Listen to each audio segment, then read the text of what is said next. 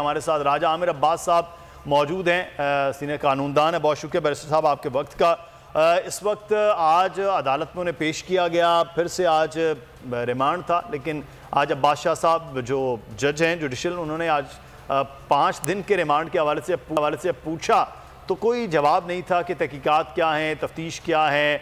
फिर जो सूरत हाल है वो सामने है कि 25-26 बाकी लोग हैं, उनके हवाले से कोई चीज़ नहीं है। जिन्होंने रिश्वत ली है, जिन्होंने दी है, उनके हवाले से कोई तहकीकात, कोई FIR, कोई तफ्तीश नहीं है। और इस किस्म का केस है। सर क्या कहेंगे आप? जी, ये इस किस्म का केस नहीं है, ये केस है विक्टिमाइजेशन का। जी, ये शोएब साहब को विक्टिमाइज किया जा रहा है कि जनाब बोल जिस वक्त जोन सा है वो क्यों नहीं ब्लैकआउट कर रहा, जो हुकूमत चाह रही है खबरों का, बोल क्यों नहीं ब्लैकआउट कर रहा उन चीजों का कि जब महंगाई हो रही है और हुकूमत की नाकामी के बारे में जो बातें हो रही हैं। असल इशू तो ये है, अब इस बारे में उन्होंने एक जो केस बनाया है, ये केस बेसिकली तो किसी भी कानूनी तरीकेकार से डबल जेपर्टी में किसी भी तरह से ये केस मेरे नजदीक तो बन ही नहीं सकता। इस केस में इन्वेस्टिगेशन तो तब हो कि जब कोई इसमें दफा लागू होती हो, जब कोई कानून इसमें अप्लाई हो, जब कोई ऑफेंस किया हो। शोएब साहब ने क्या ऑफेंस किया है ये जरा इनसे कहें कि इसको कोलैबोरेट कैसे करेंगे, और रिश्वत की बात है ये दूसरी बात है। अल्टीमेटली इनको अब जमानत मिल जानी है, लेकिन वो जो इनका पर्पस था कि कुछ दिन बंद रखिए, कुछ दिन इनको फिर जमानत में लगा रहे, और इनको एक हमने एक मैसेज देना था वो देने की कोशिश की गई।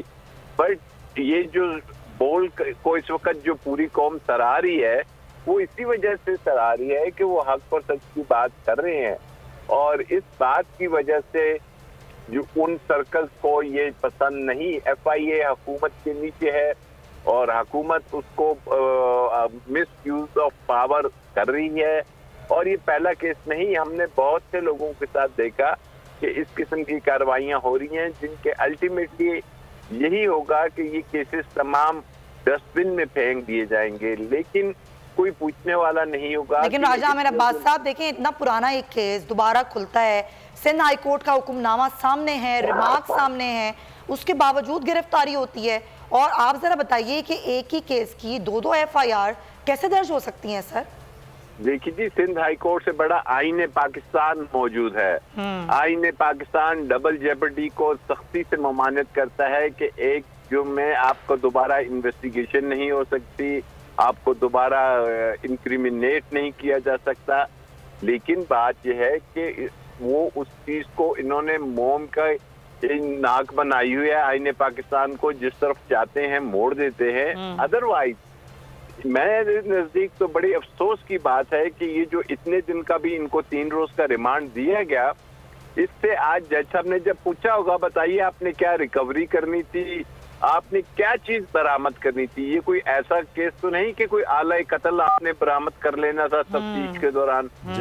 तो बात बड़ी वाज़ेह है कि जनाब टॉर्चर करना था, और जिसको हम देख रहे हैं कि बहुत सी केसेस में जो एक किस्म की कस्टोडियल, सही कह रहे हैं आप कि ऐसा क्या था जो बरामद करना था। 5 रोज का जिस्मानी रिमांड लिया, कुछ भी नहीं बरामद कर सके, कुछ था ही नहीं।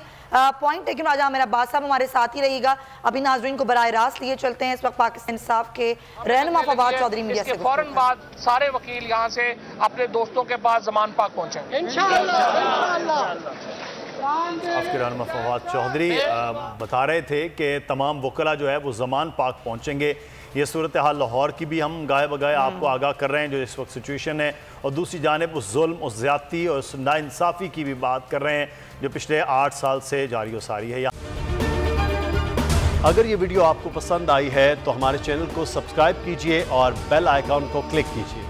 को चेयरमैन बोल शोएब शेख के खिलाफ मनगढ़ंत, झूठा और बेबुनियाद केस। हुकूमत इंतकामी कार्रवाइयों पर उतर आई। रिश्वत देने के झूठे इल्जाम के पीछे असल हकायक वो ले आया अवाम के सामने। सिंध हाई कोर्ट की जानिब से 10 मार्च को एग्जैक्ट केस में बरियत का फैसला भी दे दिया गया, जो रिश्वत के इस इल्जाम को झूठा और बेबुनियाद साबित करने के लिए काफी है। सवाल ये उठता है, न रिश्वत लेने वाला न देने वाला मौजूद, तो फिर ये मुकदमा क्या है? गुज़िश्ता 5 सालों में ना तो कोई गवाह पेश हुआ और न ही कोई सबूत सामने आया, जबकि कोई इंक्वायरी अमल में नहीं लाई गई। जब मुल्ज़िमान से कोई तहकीकात नहीं की गई, कुछ साबित नहीं हुआ, तो फिर ये मुकदमा क्या है? इससे कबल केस की इंक्वायरी कमेटी के सामने खुद जज कादिर मेमन ने रिश्वत के इल्जाम की तरदीद की थी और कमेटी को तहरीरी तौर पर आगाह भी किया था। इस झूठे और बेबुनियाद केस की कानूनन कोई हैसियत नहीं। सिंध हाई कोर्ट इस मुकदमे में शुएब शेख को बरी कर चुकी है, तो फिर इस नाम नेहाद इल्जाम की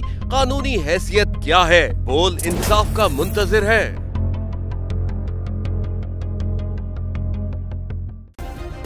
सब्सक्राइब करें और बेल दबाएं ताकि कोई खबर रह न जाए।